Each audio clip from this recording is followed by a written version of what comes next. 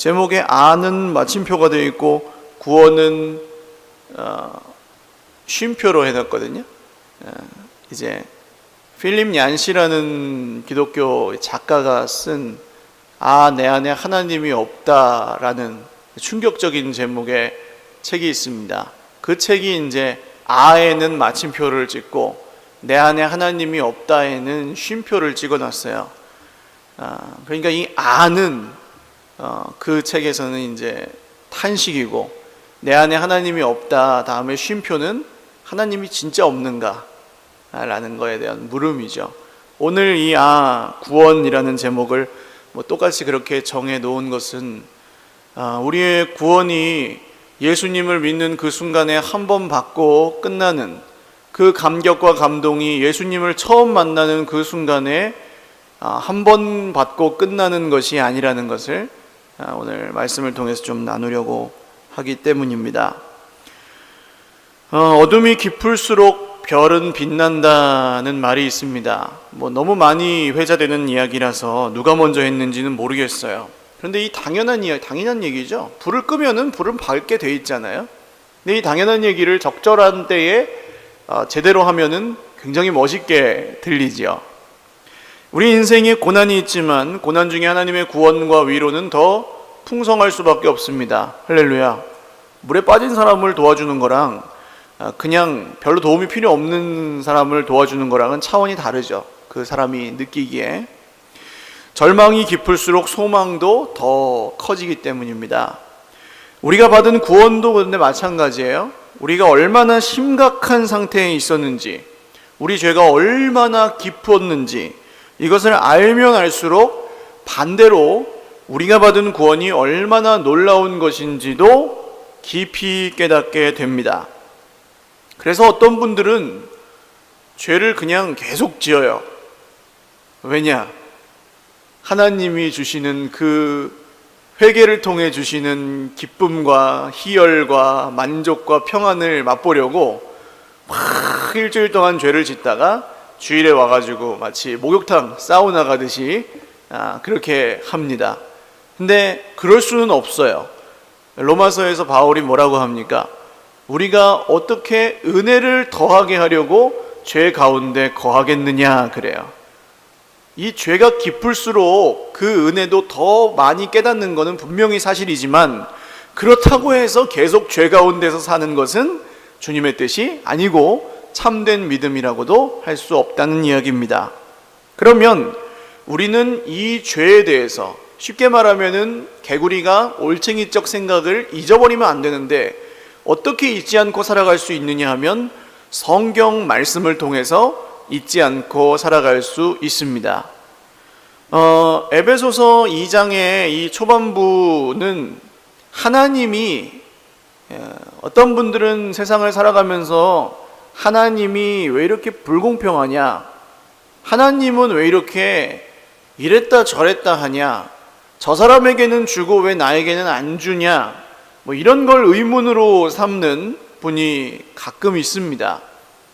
근데 그런 분들에게 정말로 그분이 예수님을 믿는다면 이 에베소서 2장 1절에서 7절을 보여주면 그분이 정말로 그렇게 이야기할 수 있는가? 라는 점에서 이 구절은 굉장히 우리에게 소중한 구절입니다. 하나님을 향한 소망과 믿음이 흔들릴 때 우리가 받은 이 구원과 우리가 어떤 상태에서 구원받았는지를 명확하게 다시 한번 기억하면 그 소망이 흔들릴래야 흔들릴 수가 없고 그 믿음이 흔들릴래야 흔들릴 수가 없다는 말씀입니다. 그래서 우리가 받은 이 구원이 어떤 것인지를 아주 일목요연하게 보여주는 굉장히 소중한 본문이라고 할 수 있어요.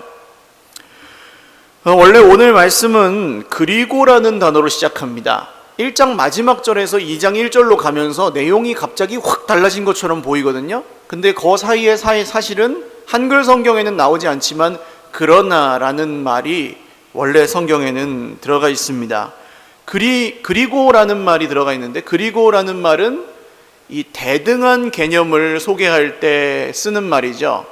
A가 있고 and, B, 그러니까 이거랑 똑같다는 얘기예요. 비중이. 앞에서는 뭐가 나왔습니까? 교회에게 주신 선물 같은 게 나왔죠. 그리고 교회는 만물을 충만하게 하시는 분의 충만이다, 이런 이야기로 마쳤어요.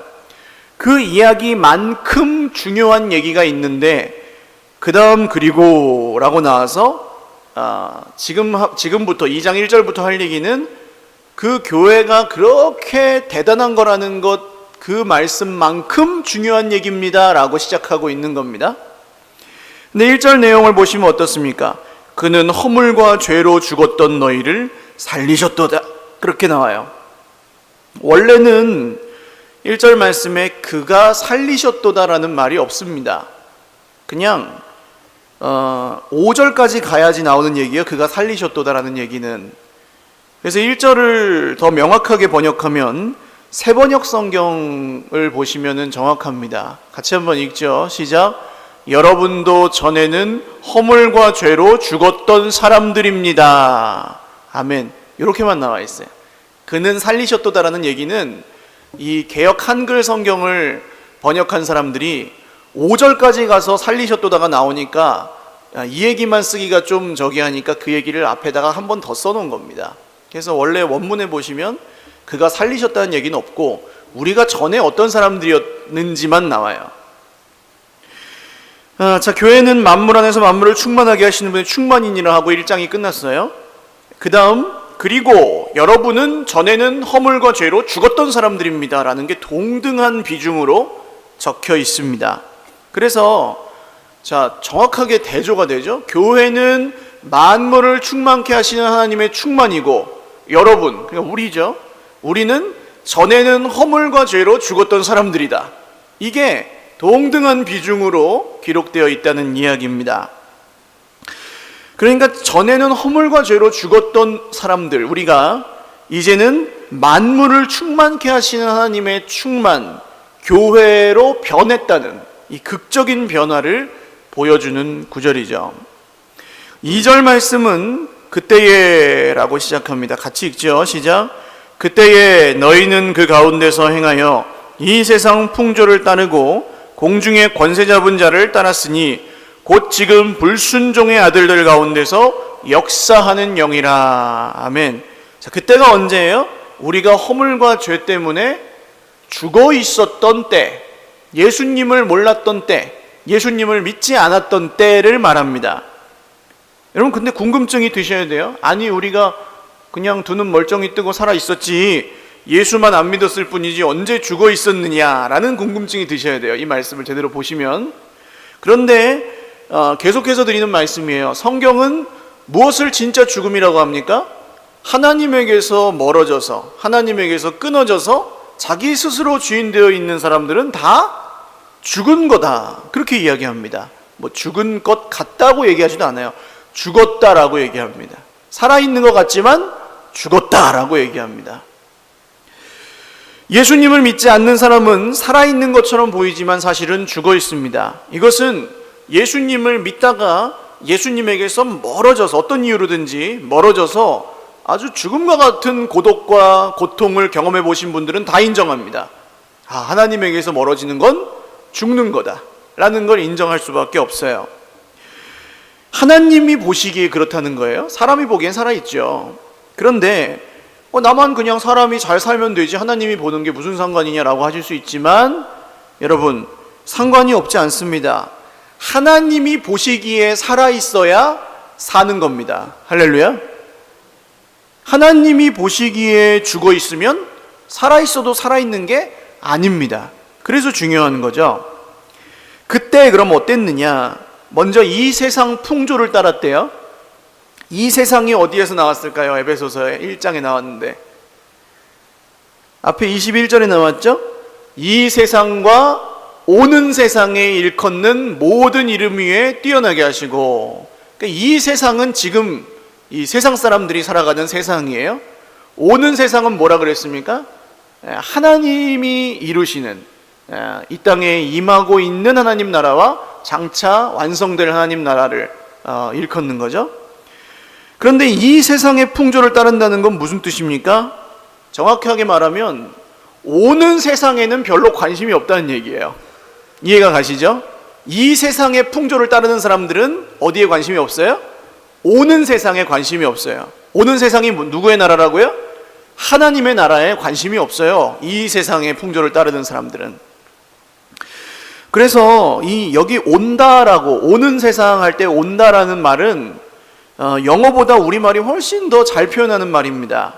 오는 세상이라고 하면은 지금 오고 있는 세상도 되고 아직 안 왔지만 장차 올 세상이라는 얘기도 되죠. 그러니까 지금 오고 있고 또 올 세상이다라는 얘기가 오는 세상이라는 말에 다 들어가 있잖아요. 영어는 이게 한꺼번에 표현이 안 돼요. 그러니까 한글도 굉장히 좋은 거예요. 바울이 단어를 그렇게 썼어요. 거의 왔다, 온 거나 다름없다. 그러나 동시에 아직 안 왔다, 올 거다. 이거를 다 포함하는 단어를 썼습니다. 그런데 오고 있고 장차 올 세상, 그게 하나님의 나라예요. 근데 하나님의 나라에는 관심이 없고 이 세상의 원리를 따라 살아가는 게 이전에, 그때에, 허물과 죄로 죽었던 그때에 우리가 살던 방식이라는 겁니다. 하나님 나라에 관심이 없는. 그 다음, 공중의 권세 잡은 자를 따랐어요. 정리하면 두 가지예요. 이 세상의 풍조, 원리와 그 다음 사탄. 공중의 권세 잡은 자는 사탄이에요. 여러분, 귀신 들린 것보다 더 무서운 게 바로 이 두 가지입니다. 세상 사람들이 사는 대로, 세상의 원리대로 악하지 않아요. 선한 것도 있어요, 그 중에. 근데 하나님의 나라에는 전혀 관심이 없이 세상의 원리대로 그냥 섞여서 사는 겁니다. 근데 문제가 뭘까요? 그렇게 사는 게 하나님 나라에는 합당하지 않다는 게 문제입니다. 그래서 죽었던 거예요. 그리고 사탄을 따른다고요. 내가 언제 사탄을 따랐습니까? 예수만 안 믿었지 옛날에. 예수님을 안 믿는 사람은 이 세상의 풍조를 따르거나 공중의 권세 잡은 자를 따르거나 그겁니다. 그래서 이 사탄은 우리가 예수님을 믿는 것처럼 이렇게 경배하고 찬양하고 예배하고 그럴 때 역사하는 게 아니고, 사탄은 우리가 가만히 있으면 역사합니다. 하나님에게 반응하지 않고 하나님을 따라가려고 하지 않고 하나님의 나라에 관심을 기울이지 않고 그냥 가만히 있으면 거기서 사탄은 아주 그냥 잔치를 벌이는 영입니다. 그래서 이 세상 가운데 선한 것도 있고 악한 것도 있는 것처럼 사람의 눈에는 보이지만 하나님이 그 가운데 계시지 않으면 결국에는 누가 잡고 있어요? 공중의 권세 잡은 자가 잡고 있는 거예요. 그러니까 이 사탄은 무슨 어떤 악마적인 행위나 이런 걸로 역사하는 게 아니고 하나님 나라에 관심이 없고 하나님의 원리에는 관심이 없이 세상 풍조를 따르는 사람들 속에서 아주 자연스럽고 당연하게 지금도 역사하고 있습니다. 주님 오시는 날까지 이제 그렇게 하나님이 유예를 두신 거죠. 근데 사탄이 뭘로 역사하냐면은 사탄이 역사하는 방법이 불순종입니다. 불순종의 아들들 중에서 역사하는 영이라 그랬죠, 사탄이. 사탄의 역사는 불순종을 갖고 합니다. 불순종이 뭐예요? 아담과 하와가 선악과를 먹지 말라고 하신 주님의 말씀에 뭐 했어요? 불순종했잖아요. 그게 누가 꼬셨어요? 뱀이 꼬셨잖아요. 뱀은 뭐예요? 사탄이라고 하였죠. 그래서 사탄은 태초부터 지금까지 불순종이라는 걸 가지고 하나님과 우리 사이를 갈라놓으려고 한다는 말씀이에요. 하나님의 말씀이 아무리 선포되어도 듣질 않습니다. 하나님의 말씀에 순종하지 않습니다. 바뀌려고 하지를 않아요. 여러분, 듣기만 해도 소망이 있어요. 근데 듣고 그냥 가만히 있어요. 아니면 더 악해져요. 더 나빠져요. 맨날 똑같은 부분을 하나님 말씀을 하셔도 안 바뀌어요. 이게 이제 불순종이죠. 쌓이고 쌓이는 불순종. 바람이 부는 날엔 바람으로, 비 오면 비에 젖어 사는 거지. 이게 좋은 게 아닙니다. 하나님을 믿고 예수님을 믿는 사람은 바뀌어야 돼요. 말씀하시면 순종하니까. 그래서 육체의 정욕대로 살고 육체의 마음에 원하는 것을 하면서 지냈다. 이게 뭐예요? 죄입니다. 죄. 육체의 정욕대로 살고 육체와 마음에 원하는 것을 했다. 성경은요, 마음이 더 선하다고 하지 않습니다. 뭐 어떤 영육을 구분하는, 거룩한 것과 속된 것으로 구분하는 입장에서는 영혼은 선하고 육체적인 것은 악하다 그래가지고 이 금욕적인 생활을 하라고 그러잖아요. 근데 그렇지 않습니다. 우리는 예수님이 없으면 육체도 타락했고 마음도 타락했습니다. 오히려 마음이 더 악할 수도 있죠. 여기서 죄가 자리 잡는 곳은 마음이거든요, 먼저.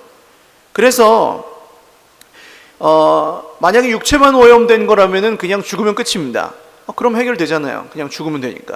그러나 그렇지 않아요. 죽어도 해결이 안 돼요, 이 죄는. 그래서 예수님은 우리의 육체와 마음, 전 존재를 구원하시기 위해서 십자가에 죽으시고 부활하셨습니다. 그래서 우리의 이전 신분이 뭐예요? 본질상 진노의 자녀였다 그러죠. 본질상 진노의 자녀. 태어나면서부터 하나님의 진노의 대상이었다는 얘기입니다. 여기까지가 이제 어디에 묶여 있어요? 1절 맨 앞에 있는, 보이진 않지만 맨 앞에 있는 그리고라는 단어에 묶여 있는 이야기입니다.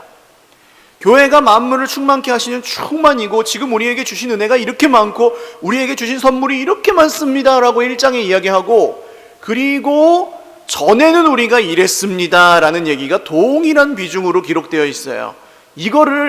우리가 이걸 누리고 있는 만큼 이걸 잊어버리면 안 된다는 이야기입니다.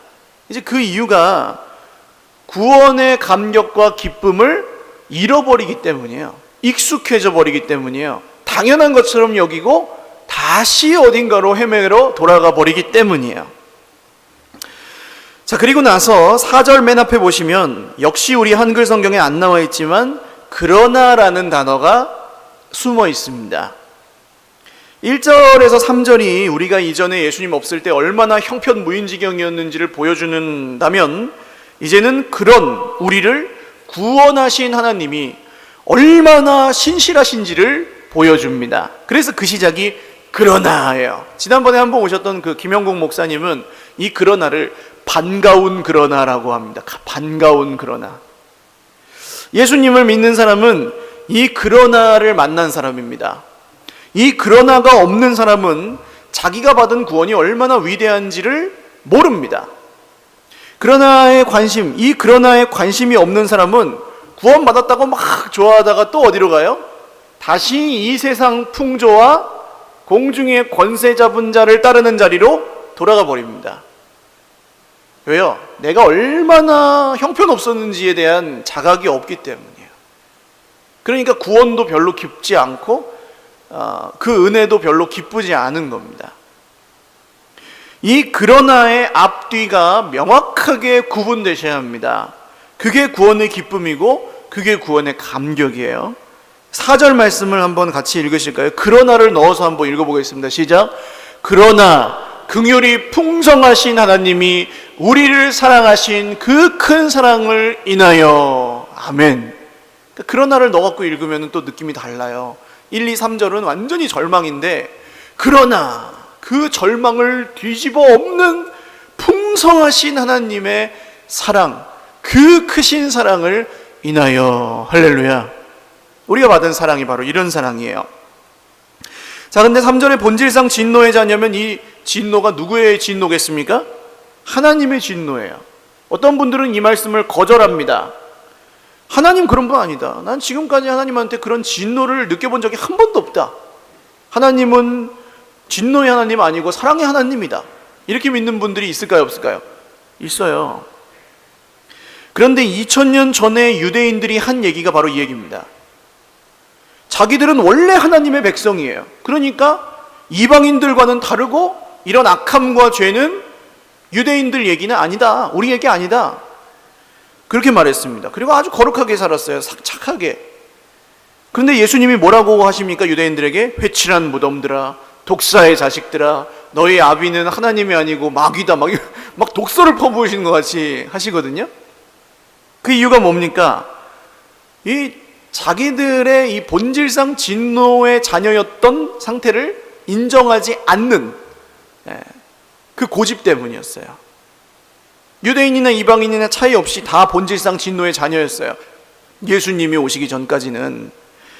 그래서 성경은 솔직하고 정직한 고백을 아주 중요하게 생각합니다. 자기 자신이 본질상 진노의 자녀였다는 것을 인정하는 사람, 원래는 죄 때문에 죽을 수밖에 없었던, 아니 이미 하나님에게서 멀어져서 죽어 있었던 존재라는 것을 인정하는 사람, 그런 사람에게 구원도 시작되는 것입니다. 사도행전에서 베드로가 성령의 충만함을 받고 오순절이 돼가지고 세계 각국에서 모여온 유대인들 형제들에게 막 복음을 전하니까 이 사람들이 그 말씀을 듣고 어떻게 뭐라고 해요? 벌벌벌 떨어요. 그냥 그러면 형제들아 우리가 어찌할꼬 하면서 막 어쩔 줄을 몰라 합니다. 이 당연한 거예요. 복음은 우리 인생에, 하나님을 떠나 죽어있던 우리 인생에 하나님이 던지시는 폭탄입니다. 폭탄이 터지는데 가만히 있는 사람이 있어요? 도망을 가든지 껴안든지 해야 될 거 아닙니까? 그러니까 폭탄이 터지니까 반응을 하는데, 당연히 내가 어떤 존재인지를 알고 그 다음 무엇이 필요한지를 알면 그런 간절한 마음이 들 수밖에 없다는 이야기죠. 그런 사람만이 하나님의 사랑이 얼마나 큰지도 제대로 알 수 있습니다. 안 그러면 그냥 하나님은 나를 도와주는 분이다, 하나님은 나와 함께하는 분이다, 이 정도에서 그냥 끝나버려요. 그리고 이 세상에서 필요한 게 있으면 구하고, 힘들 때는 의지하지만 그렇지 않을 때는 또 잊어버리고, 그 정도 믿음에 머물러 버리는 겁니다. 구원받았다고 할 수 없죠. 그 사람이 받은 구원은 그냥 맨 끝에 천국 열쇠 따고 들어가는 그 정도밖에 안 되는 겁니다. 근데 예수님이 주시는 구원은 그보다 훨씬 풍성하다는 거죠. 밑에 나옵니다. 예수님을 필요로 하지 않아요. 그 정도에 머물러 있으면. 더 심각한 것은, 잘 들으셔야 됩니다, 이 부분은. 예수님은 필요로 하지 않고 하나님은 그냥 나를 도와주는 분이다, 이 정도만 믿는 분은 아주 나이스한 분일 가능성이 커요. 그냥 착하게 살고 잘 살고 경건하게 살아요. 그러니까 내가 죄인이라는 생각을 별로 하지 않아요.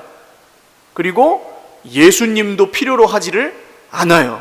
간절함도 없고 눈물을 흘려본 지는 언젠지 기억도 안 나요. 눈물을 흘려야만 믿는 건 아닙니다만, 이게 마귀가 쓰는 무서운 함정이에요. 교회는 가고 성경도 읽는데 예수님은 없는 믿음, 하나님은 경외한다고 하는데 예수님은 별로 필요 없는 믿음, 구원은 받고 싶은데 십자가는 거절하는 믿음. 마귀는 이런 길로 우리를 인도하려고 합니다. 그러나 하나님이 절대적인 은혜로 우리를 붙들어 주십니다. 할렐루야. 어디 안에서 붙드실까요? 교회를 통해서 붙들어 주십니다. 교회 안에 들어있지 않으면요, 대부분은 혼자서 막 열심히 성경을 연구하고 말씀을 묵상하고 그렇게 애써서 막 살려고 하는데 어디에 또 빠져버리냐면 자기의에 빠져버려요. 자기의. 나는 저런 사람들과 같지 않으니 같이 상종을 못하겠고 나 혼자 열심히 믿겠다 하고 믿는데, 그러다가 함정에 빠져요. 다 잘해요. 근데 자기가 의롭다는 함정에, 내가 본질상 진노의 자녀였던 그 시절을 잊어버리고 그런 함정에 빠져버리는 위험성이 있다는 거예요. 자, 그러나 하나님이 절대적인 은혜로 우리를 붙들어 주시는데 5절과 6절을 같이 읽겠습니다. 시작. 허물로 죽은 우리를 그리스도와 함께 살리셨고 너희는 은혜로 구원을 받은 것이라. 또 함께 일으키사 그리스도 예수 안에서 함께 하늘에 앉으시니. 자, 여기서 5절과 6절에 똑같이 나온 단어가 뭡니까? 3번 나왔네요. 그리스도와 함께. 6절에 또 함께. 그리스도 예수 안에서 함께. 함께라는 단어가 계속 나오죠. 계속 나오면은 중요한 단어일까요? 아니면 안 중요한 단어일까요? 중요한 단어입니다. 함께. 이게 뭐예요? 여러분 지금 어떻게 계세요? 함께 계시잖아요. 할렐루야. 누구 안에서 함께 계세요? 그리스도 예수 안에서 함께 계시잖아요. 이 교회의 신비입니다. 우리는 본질상 진노의 자녀였고 이 세상 풍조를 따랐고 공중의 권세자를 따랐던 아주 형편무인지경인 사람들이었고, 세상의 수많은 믿음의 함정들이 우리를 제대로 믿지 못하게 막 유혹을 하는데, 그런데 그리스도의 몸된 교회 안에서, 그리스도 안에서 어떻게 해요? 함께. 할렐루야. 이게 은혜라는 거예요. 이게 하나님이 우리에게 주시는 은혜입니다. 그리스도와 함께. 그 다음 옆에 있는 형제 자매들과 그리스도 예수 안에서 함께. 이수연이라는 분을 기억하세요? 지금은 돌아가셨죠? 돌아가시면서 세상에 알려진 분입니다. 2001년 1월 26일 오후 7시 15분이었어요. 신오쿠보라고 하는 일본의 전철역에서 한 취객이 비틀거리다가 선로로 떨어졌습니다. 열차가 막 들어오는 긴박한 상황이어서 이 한국인 유학생 이수연, 그 옆에 있는 사람이 내려갔어요. 그리고 일본인 세키네 시로라는 일본 사람이 같이 선로로 뛰어들어서 이 취객을 일으켰어요. 근데 시간이 충분하지 않았어요. 열차가 쫙 들어올 때까지 한 7초 정도 시간이 있었고, 이 이수연과 세키네 시로라는 그분들이 빠져나올 시간이 있었지만 취객을 살리려고 결국은 목숨을 잃고 말았습니다. 그 당시 이수연 씨의 나이가 26살이었대요. 다 들어보셨죠, 여러분? 2001년에 있었던 사건입니다. 이 사건은 일본 내에서 굉장한 이슈가 되었습니다. 일본 사람들의 특징을 아시죠? 일본 여성들이 한국 드라마를 왜 좋아하는지 아십니까? 졸리니까 여담으로. 일본 여성들이 한국 드라마를 왜 좋아하는지 아세요? 일본에서 지금 엄청 유행하고 있는 게 이 벽쿵이라고 아십니까? 벽쿵? 여자가 이렇게 벽에 기대고 있고 남자가 벽에다가 쿵 하는 거래요. 이게 벽쿵이래요. 남자답게 그냥 사랑해 그러는 거죠. 근데 일본 남자들은 안 그렇대요. 어떻게 하냐면 영화 티켓이 2장 생겼는데 이 콘서트 티켓이 2장 생겼는데 누구랑 가지 그런데요. 그럼 여자가 이제 딱 듣고 내가 같이 가줄게 그러면은 오케이. 그래서 이제 조금 되고 반응을 안 보이면 누구랑 가지 하면 눈치만 보다 끝난대요. 그러니까 이제 왜 그러냐면 이제 일본 사람들은 패기 치는 걸 싫어하잖아요. 다른 사람한테. 그래서 연애도 그렇게 한대. 그러니까 여자들이 답답하니까 한국 남자들이 막 드라마에 나와가지고 쾅 하는 이런 걸 막 좋아한다는 거예요. 그러니까 이 일본 사람들이 신기한 거예요. 이 자기랑 상관도 없는 유학생이 한국인이, 그것도 한국하고 일본하고 별 사이도 안 좋은데 왜 우리나라에 와가지고 그 취객을 구하다가 이 목숨을 잃었느냐. 신기하다 해서 이제 이 충격을 받았습니다. 그래서 이 이수연 장학재단도 만들어지고 이수연 씨를 기리는 영화도 만들어지고 10년이 지나도록 일본 사람들이 거기서 추모 행사를 수천 명이 모여가지고 했대요. 대단하지 않습니까? 이 한 젊은이는 죽었지만은 전 일본을 뒤흔들고 변화시켰다는 거죠. 이게 생명을 낳는 원리입니다. 오늘 오전에는 허물로 죽은 우리를 그리스도와 함께 살리셨다는 말만 나오지만 살리시려면 먼저 어떻게 하셔야 됐습니까? 죽이셔야 했습니다. 하나님 자신이, 하나님의 아들이신 예수님이 스스로 죽으셔야 했습니다. 한시도 잊어서는 안 되고 우리 인생의 제1 원리가 되어야 할 것이 바로 이 사실이죠. 예수 그리스도께서 나를 대신해서 죽으셨다. 이게 우리가 믿는 복음의 제1 원리입니다. 세상 사이비는요, 교주는요, 내가 당신에게 이렇게 좋은 걸 줬으니 이제 가진 걸 다 내놓으십시오 이렇게 합니다. 이건 사랑이 아니에요. 세상의 풍조예요. 그냥 이해 가시죠 여러분? 이 사랑이 아니에요. 내가 이걸 줬으니까 너 가진 거 다 내놔. 이거는 사랑이라고 할 수가 없어요. 우리는 예수님하고 그런 관계가 아닙니다. 예수님은 모든 것을 다 주시고 목숨까지 주시고 지금도 날 위해 보좌 우편에서 간구하고 계시며 우리를 아무리 그렇게 돌보셔도 우리에게 받는 건 그렇게 많지 않으심에도 불구하고 우리와 함께 계십니다. 할렐루야. 이게 은혜죠. 은혜. 착하게 사는 게 여러분 믿음이 아닙니다. 그래서 이 은혜를 잊지 않고 사는 게 바로 믿음이에요. 할렐루야. 히브리서 기자는 말해요. 너희가 죄와 싸우되 피 흘리기까지는 싸우지 아니하고. 우리가 죄와 싸우는데 피 흘리기까지는 싸우지 않는데요. 왜 그렇습니까? 이 은혜가 와닿지 않을 때, 예수 그리스도의 보혈이 누구를 위해서 흘렸는지를 이제 희미해지고 익숙해지고 당연해지면 싸울 생각 없어요. 그냥 다시 세상의 풍조, 공중의 권세 잡은 자에게로 돌아가 버립니다. 사랑하는 여러분, 잘하고 계세요.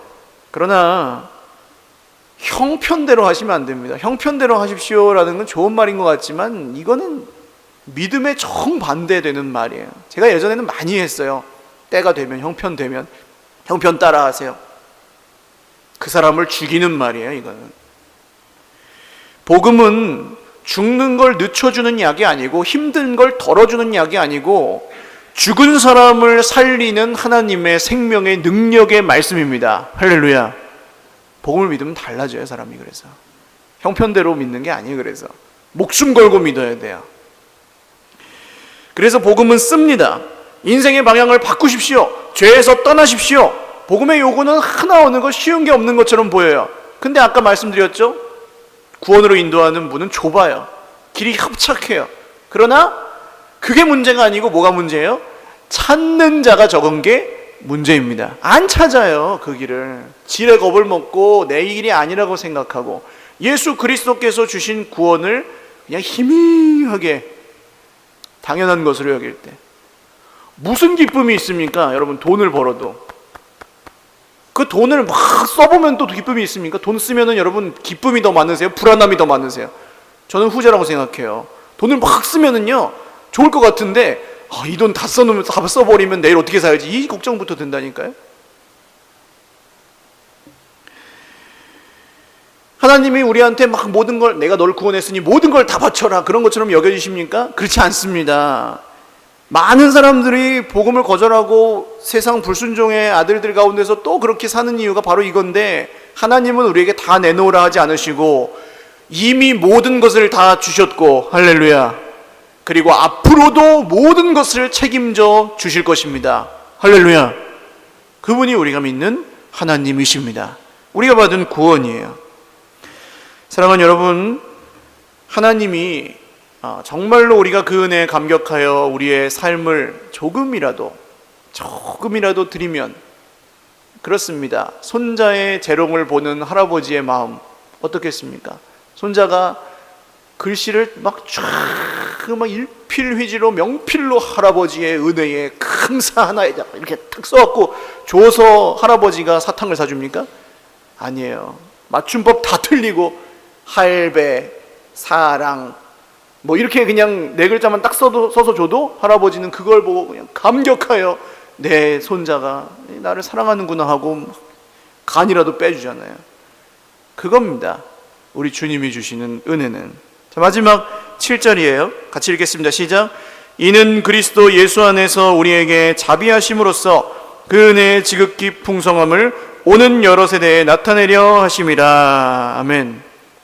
지금 시간이 좀 많이 가서 제가 막 넘어갔는데, 여러분, 부활의 신앙을 믿는, 부활을 믿는 신앙은 굉장히 중요합니다. 예수님이 살아나셨기 때문에 우리가 살리심을 얻었고, 하나님이 예수님을 일으키셔서 이제 그리스도 예수 안에 함께 우리를 일으키신 거예요. 그래서 하늘에 앉히셨다라는 말까지 나옵니다. 하나님 나라의 백성이 되게 하셨다. 이 풍성한 삶의 비결은 이 은혜에 믿음으로 반응하는 것 뿐입니다. 오직 그 길밖에는 허물과 죄로 죽었던 우리가 살 수 있는 길이 없어요. 오직 뭘로요? 믿음으로. 할렐루야. 다른 길 없어요. 여러분, 흔들리지 마십시오. 언제는 안 힘들었습니까? 언제는 우리나라가 뭐 굉장히 형편이 좋았습니까? 아니에요. 계속 안 좋았어요. 우리 인생은요, 언제는 뭐 살기가 굉장히 좋았습니까? 아니에요. 지금 힘든 것하고 똑같이 옛날에도 힘들었어요. 그럼 세상은 뭐라 그래요? 이 세상 풍조는 뭐라 그래요? 이것도 해봐라, 저것도 해봐라, 그것도 해봐라, 노력해봐라, 뭐 해봐라, 뭘 따라봐라, 뭘 생겨봐라, 뭐 성공해봐라, 막 하죠. 근데 아니잖아요. 거기에 답이 없잖아요. 그렇게 해봤는데 좋아진 게 없잖아요. 그러면 여기에서 우리가 정말 한 가지만 딱 남아야 되는 게 있다면 뭡니까? 믿음입니다. 믿음. 할렐루야. 지금 내가 원하는 걸 주시든 안 주시든 하나님의 이 은혜의 지극히 풍성함은 이 세대와 오는 여러 세대에 하나님이 이미 우리에게 허락하여 주신 은혜인 줄 믿으시기를 바랍니다. 왜 교회에 오면 위로가 있을까요? 세상에서 TV 보면 여러분 이 은혜가 생각이 안 나잖아요. 솔직히 우리 영화 볼 때 세상의 시름을 잊어버리려고 볼 때가 많지 않습니까? 세상의 씨름함과 같이 모두 잊어버려요. 하나님의 은혜도 잊어버려요. 세상에서 쾌락을 즐기는 목적이 잊어버리려고 즐기는데 그러다가 하나님도 잊어버려 버린다고요. 그런데 감히 다 표현할 수 없는 이 은혜의 지극히 풍성함을 마른 막대기 같은 목사의 이 몇 마디 되지 않는 말로 설득하는 시간이 아닙니다, 여러분. 이게 드러날 때 그냥 우리는 믿음으로, 할렐루야, 받는 거죠. 받는 거예요. 목사가 말을 잘하든 못하든, 그게 내 지금 이 이성을 설득하든 못하든 받는 겁니다. 말씀을 받는다는 표현을 쓰잖아요. 그러므로 우리는 예배할 수밖에 없고 경배할 수밖에 없고 찬양할 수밖에 없고 믿을 수밖에 없다는 것을 뼈저리게 느끼고 돌아가셔서 그렇게 사시는, 그게 하나님 나라의 백성의 삶이 아니겠습니까? 왜 이 부족한 목사의 입술을 통해, 설교자의 입술을 통해 이런 은혜를 주실까요? 그 이유는 이 사람이 허물과 죄로 죽었던 사람 아닙니까? 이 인간 전달자의 연약함을 통해 하나님의 그 은혜의 풍성함이 더 크게 드러나기 때문입니다. 할렐루야. 왜 바울 같은 사람을 쓰시냐고요? 깨끗하게 한 번도 죄도 안 지은 사람을 쓰셔야지. 바울 같은 사람이 전하면은 다 도망갈 거 아니에요. 또 우리를 잡아 죽이려고 하나 보다 그러고. 근데 바울을 쓰시잖아요. 그 이유는 죄인 중에 괴수였던 사람에게서 하나님의 은혜는 더 풍성하게 드러나기 때문에. 할렐루야. 그러니까 우리가 과거를 부끄러워하지 마십시오. 할렐루야. 과거를 부끄러워하지 마세요. 그리고 하나님이 주신 은혜를 온전히 이 속에 소유하십시오. 그리고 이제는 완전히 바뀐 이 반가운 그러나를 만난 사람의 인생이 어떤 인생인지를 온 세상과 하나님 앞에서 드러내며 사실 수 있기를 주님의 이름으로 축원합니다. 말씀을 맺습니다. 여러분, 이 은혜는 우리에게서 끝나지 않아요. 이 세대와 오는 여러 세대에 나타내신다고 하였습니다. 우리에게서 끝나지 않아요. 기대하십시오. 소망하십시오. 그리고 교회를 통해서 이루실 그 놀라운 일들을 더 많이 기뻐함으로 기대하십시오. 같이 찬양하고 기도하겠습니다.